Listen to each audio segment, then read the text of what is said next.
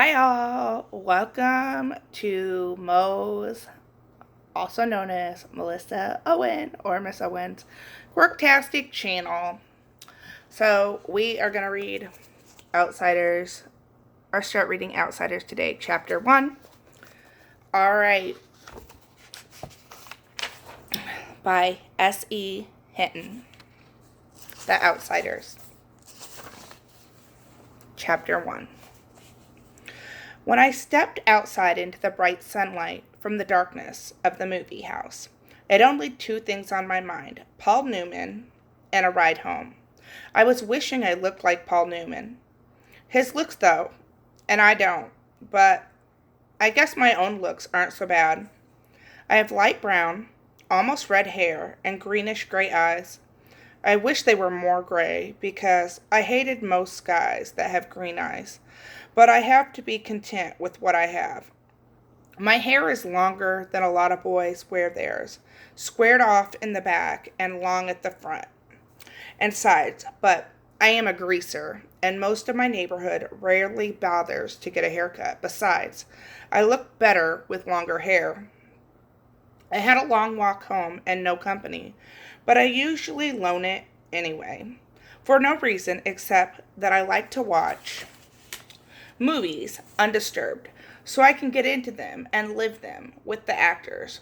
When I see a movie with someone, it's kind of uncomfortable, like having someone read your book over your shoulder. I'm different that way. I mean, my second oldest brother, Soda, who is 16 going on 17, never cracks a book at all. And my oldest brother, Daryl, who we call Derry, works too long and hard to be interested in a story or drawing a picture. So I'm not like them. And nobody in our gang digs movies and books the way I do. For a while there, I thought I was the only person in the world that did, so I loaned it. Soda tries to understand at least, which is more than Derry does, but then Soda is different from anybody. He understands everything, almost. Like, he's never hollering at me all the time the way Derry is, or treating me as if I was 6 instead of 14. I love Soda more than I ever loved anyone, even Mom and Dad. He's always happy-go-lucky and grinning, while Derry's hard and firm and rarely grins at all. But then, Derry's gone through a lot in his 20 years growing up too fast. Soda Pop, I'll never grow up at all. And I don't know which way's the best. I find out one of these days. Anyway, I went on walking home and thinking about the movie and then suddenly wishing I had some company. Greasers can't walk alone too much or they'll get jumped. Or someone will come by and scream, "Greaser!" at them, which doesn't make you feel too hot, and you know what I mean. We get jumped by the Sox, and I'm not sure how you spell it. It's an abbreviation for the socials, the jet set, the West Side rich kids. It's like the term greaser, which is used to class all us boys on the east side. We're poorer than the Sox and the middle class, I reckon.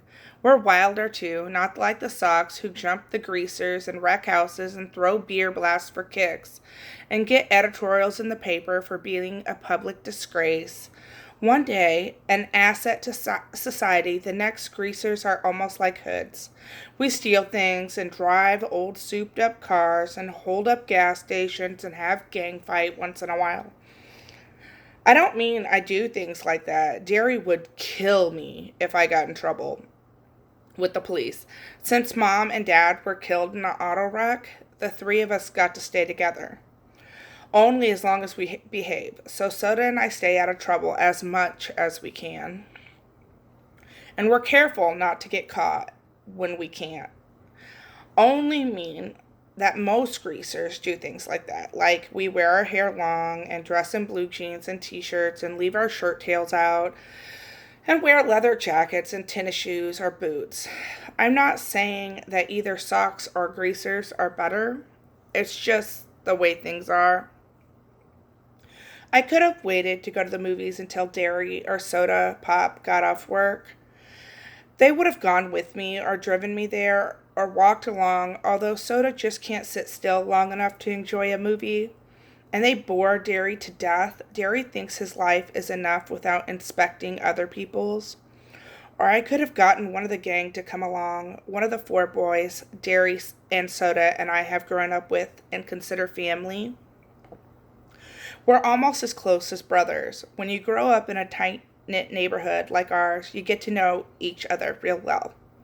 If I had thought about it, I could have called Dairy and he would have come by on his way home and picked me up. Or Two-Bit Matthews, one of our gang, would have come to get me in his car if I'd ask him. But sometimes I just don't use my head. It drives my brother Dairy nuts when I do stuff like this because I'm supposed to be smart. I make good grades and I have a high IQ and everything, but I don't use my head. Besides, I like walking. I about decided I didn't like it so much though when I spotted two red Corvair trailing me. I was almost 2 blocks from home, so I started walking a little faster. I had never been jumped, but I had seen Johnny after 4 socks got a hold of him, and it wasn't pretty. Johnny was scared of his own shadow after that. Johnny was 16 then. I knew it wasn't any of us, though. The fast walking, I mean. Even before the Corvair pulled up behind me and 5 socks got out, I got pretty scared. I'm kind of small for 14, even though I have a good build, and those guys were bigger than me. I automatically hitched my thumbs in my jeans and slouched, wondering if I could get away if I made a break for it. I remembered Johnny, his face all cut up and bruised. I remembered how he had cried when we found him half conscious in the corner of a lot. Johnny had it awful rough at home. It took a lot to make him cry. I was sweating something fierce, although it was cold, and I could feel my palms getting clammy and the perspiration running down my back. I get like that when I'm real scared. I glanced around for a pop bottle or a stick or something. Steve Randall, Soda's best buddy, had once held off 4 guys with a busted pop bottle. But there was nothing. So I stood there like a bump on a log while they surrounded me. I don't use my head. They walked around, slowly, silently, smiling. "Hey, Grease," one said in an overly friendly voice. "We're going to do you a favor, Greaser. We're going to cut all that long, greasy hair off." He had on a Madras shirt, and I can still see it, blue Madras. One of them laughed, then cussed me in a low voice. I couldn't think of anything to say. There just isn't a whole lot you can say while you're waiting to get mugged. So I kept my mouth shut. "Need a haircut, Greaser?" The medium-sized blonde pulled out a knife out of his back pocket and flipped the blade open. Finally, I thought of something to say. No, I was backing up away from the knife. Of course, I backed right into one of them. They had me down in a second. They had my arms and legs pinned down. One of them was sitting on my chest with his knees on my elbows.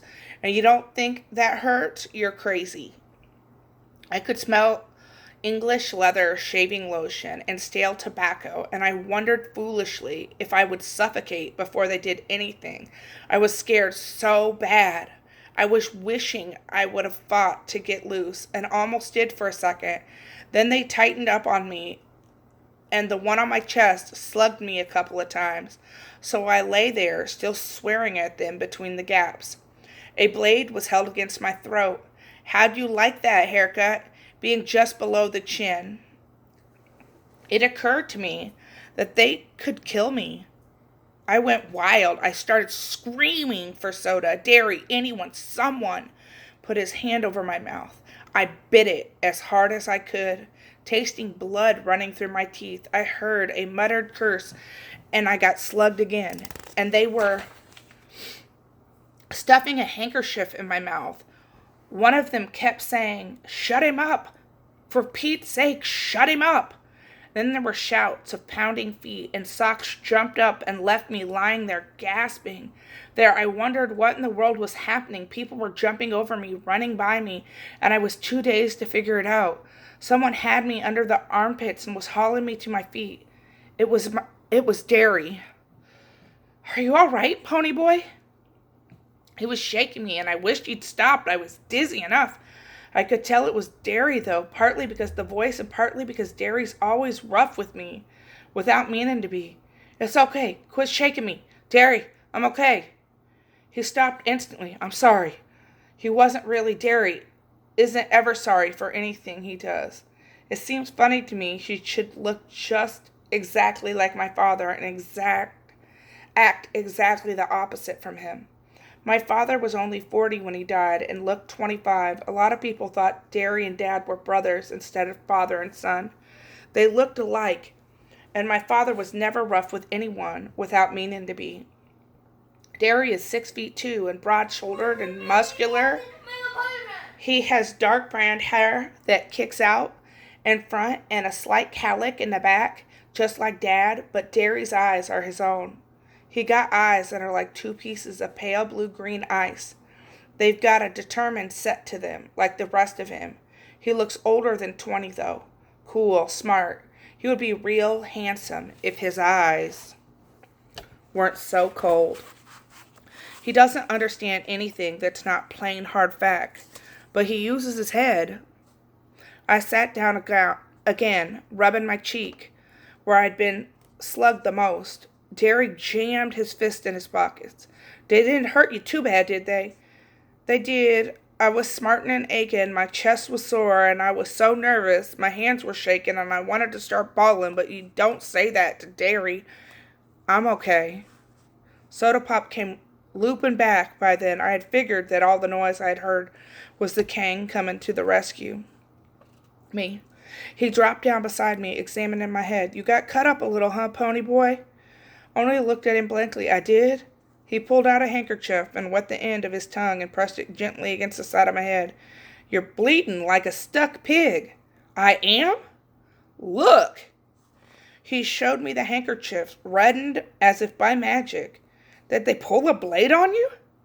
I remember the voice. "Need a haircut, greaser?"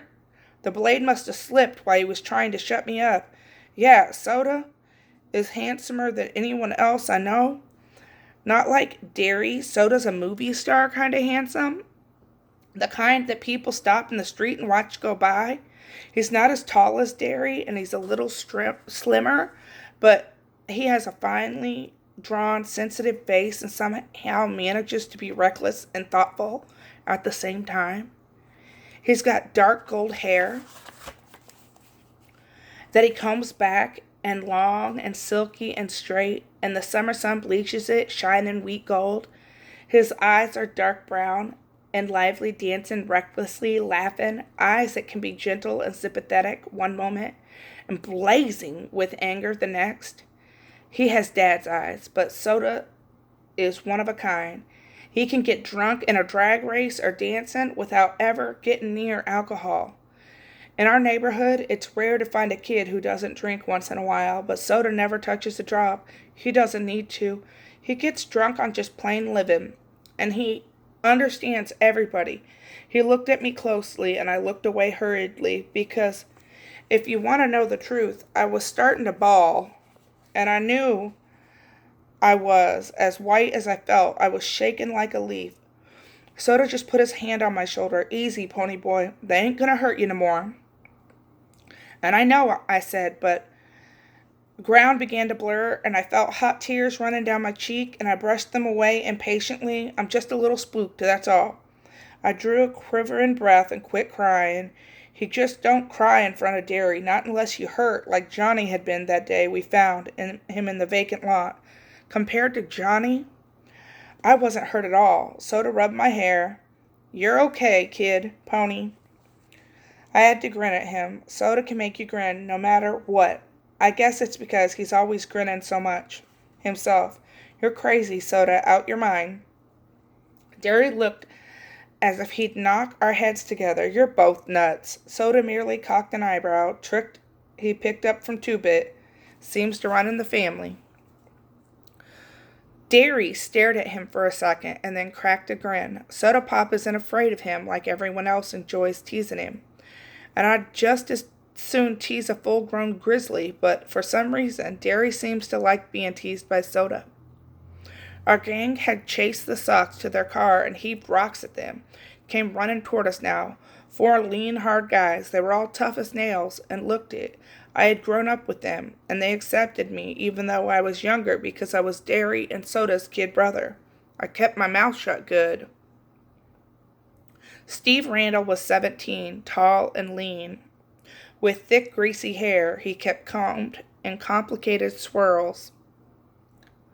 He was cocky, smart, and Soda's best buddy since grade school. Steve's specialty was cars. He could lift a hubcap quicker and more quietly than anyone in the neighborhood, but he also knew cars upside down and backwards. He could drive anything on wheels. He and Soda worked at the same gas station, Steve part-time and Soda full-time, and their station got more customers than any other in town. Whether that was because Steve was good with cars or because Soda attracted girls like honey draws flies, I couldn't tell you. I liked Steve only because he was Soda's best friend. He didn't like me. He thought I was a tag-along and a kid. Soda always took me with them when they went places.